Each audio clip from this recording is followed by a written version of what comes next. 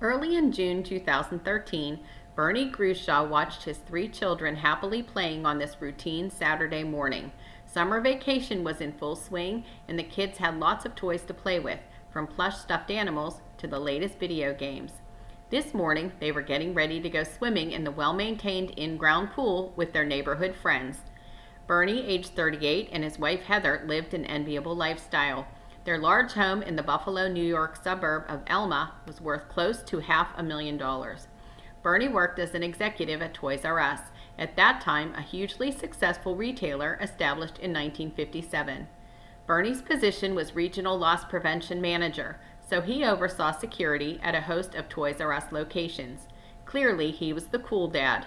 What could be cooler to the neighborhood kids than having a dad who worked for a toy store?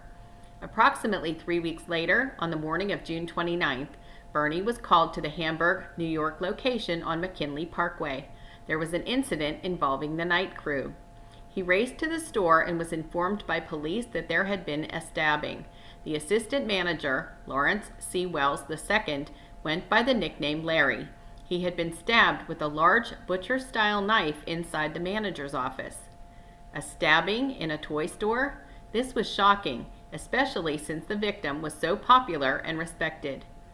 Bernie had hired Larry for his position at Toys R Us, and while their work schedules did not facilitate a close friendship, Bernie thought highly of Larry and shared the grief of the night shift crew huddled outside the store when he arrived.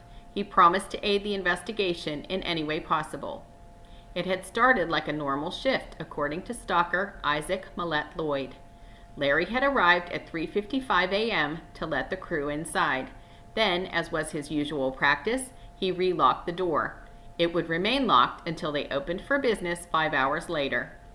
Isaac recounted that he was stocking shelves with his 3 regular co-workers inside the vast 30,000 square foot building. They were a close-knit group who enjoyed their jobs in this giant playground of a workplace. Their clients were kids, and each member of the team was dedicated to providing superior customer service. However, they rarely saw each other during their shifts due to the sprawling size of the store. Frequently, Larry would help with the unloading of the pallets, but on the morning of the 29th, he worked in the manager's office. The night crew consisted of Millette Lloyd, Cindy Barone, Anthony Armstrong, and Richard Shepard.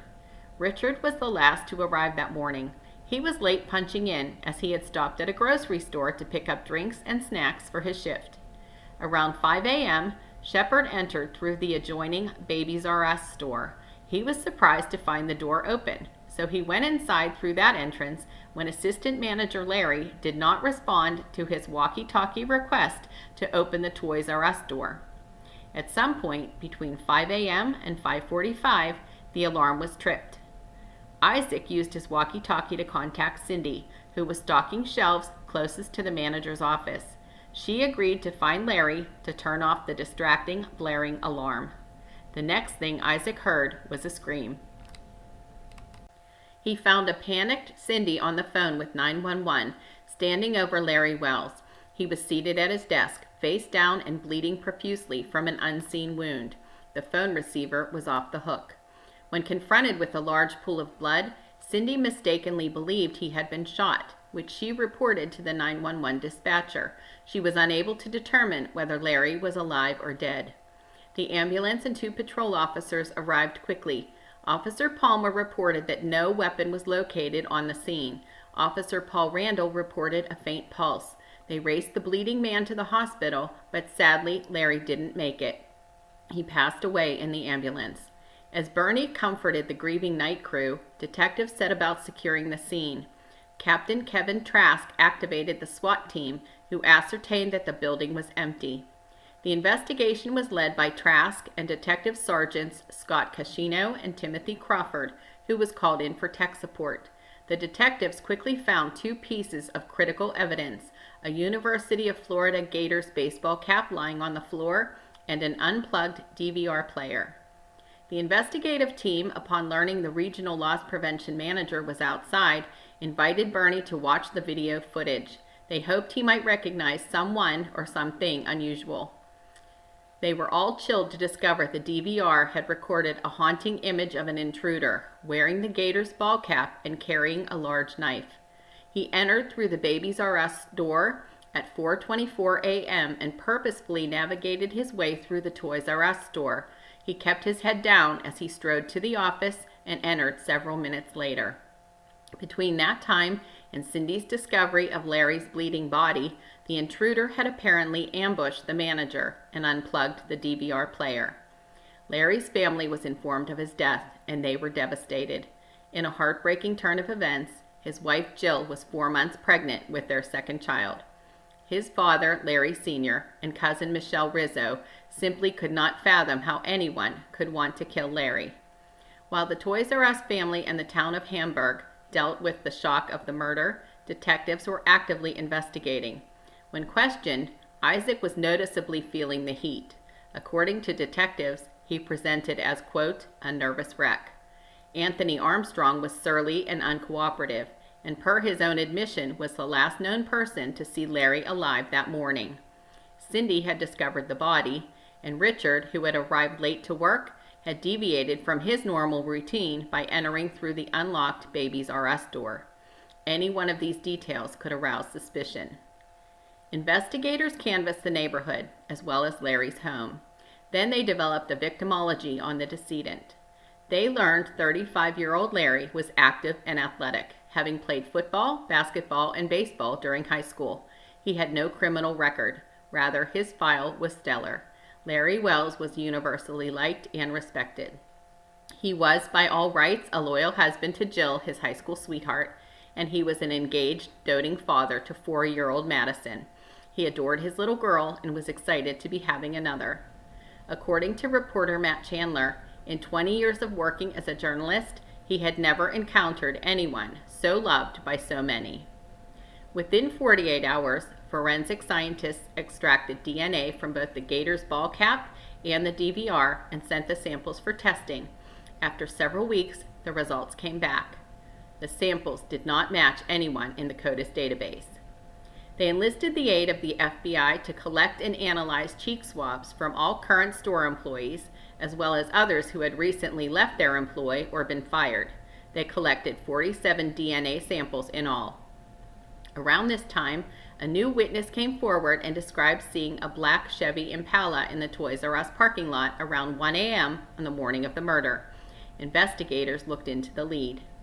Meantime, while they awaited the DNA results from the store employees, Erie County Prosecutor John J. Flynn dispatched the FBI for another task. He asked them to create a profile of a suspect who would ambush a toy store manager in the middle of the night. They worked up the profile, which led them to a man named Patrick Walden. He had recently been released from jail. In addition, the vehicle in which Walden was arrested belonged to his mother, a Toys R Us employee. When they searched the car, investigators found a large Bowie knife. Walden looked like their guy. They wasted no time and tested the knife for blood. Then they put Walden under surveillance. After several days, they collected a cigarette butt that he had just tossed out the car window. This was it. They sent the evidence to forensics and eagerly waited. Denied. There was no blood on the knife, and there was no DNA match. Incredibly, Walden was not the guy.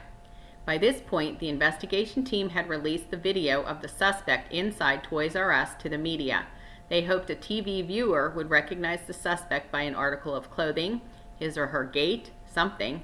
There was also a reward for information in the amount of $26,000. Neither garnered a viable tip. Discouraged but determined, detectives retraced their steps. In their review of the case file, they realized they did not have DNA swabs from all of the employees. Somehow, Ernie Grucza was missed. He had been asked on 2 previous occasions to give a DNA sample, and both times the loss prevention manager begged off. First, he said he was away on vacation. Then he was at his son's baseball game. He promised to come in soon. They weren't waiting. On August 14th, Detective Sergeants Cascino and Crawford located Bernie at the home of his father. They asked for a DNA sample to rule Bernie out. To their surprise, he reluctantly agreed. In less than 2 minutes, they were out the door, and the swab was on its way to the lab. During this period, some 2 months after the murder, Isaac Millette Lloyd quit his job at Toys R Us. He was anxious and unnerved most nights since June. Then, one early morning, He noted that a door in the building was standing wide open. He suffered a panic attack, then he left the store and never returned. The rest of Hamburg was on edge as well. Larry's family became frustrated that there were no suspects in the case. But then they got a break. The DNA results for Bernie Grucza came back. They were a match to both the DVR cord and the ball cap. So, on October 16, 2013, Detective Cascino and his partner Detective Brown visited Bernie's home. They confronted him with the evidence.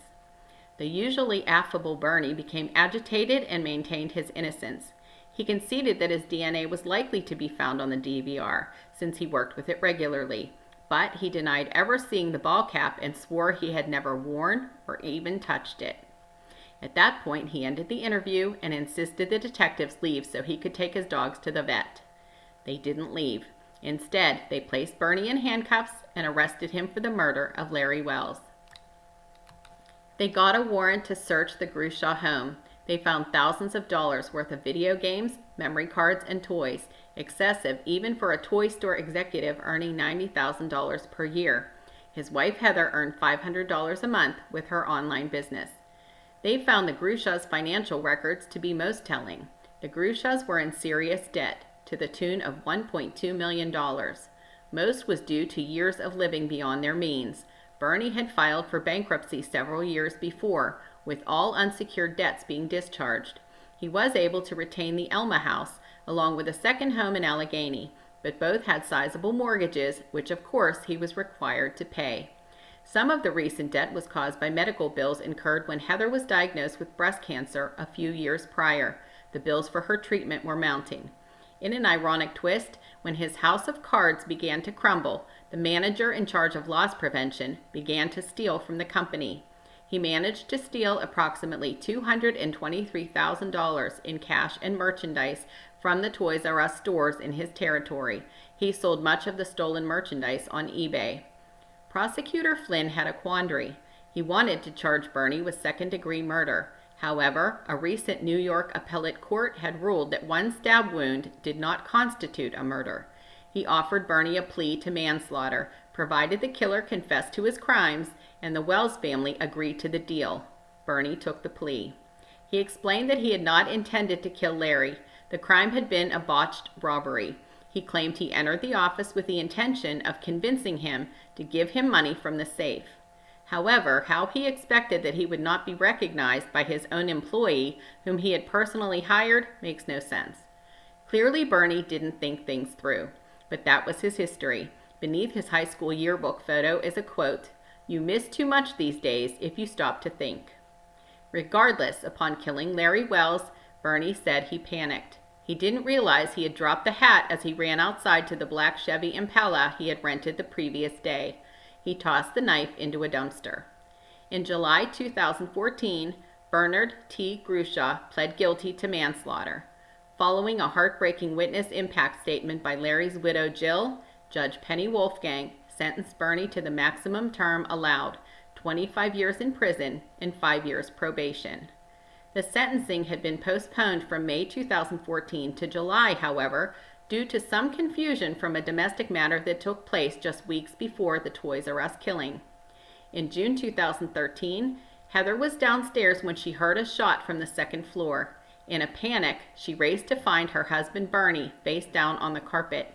She rolled him over and saw he was unharmed. He told her he just wanted to test her to see if she loved him. He got his answer. Heather left him and took the children. She filed a restraining order. In this separate matter that overlaps the Wells murder timeline, Bernie pled guilty to the gun charges. He was sentenced in federal court to 18 months to be served concurrently with the manslaughter conviction. He is also required to pay $223,000 restitution to Toys R Us. Larry Wells' family continues to grieve his loss. He never met his younger daughter Peyton, who was born several months after his death. Sadly, he had selected the name for the little girl who would never know her funny daddy's laugh, his scent, or his hug.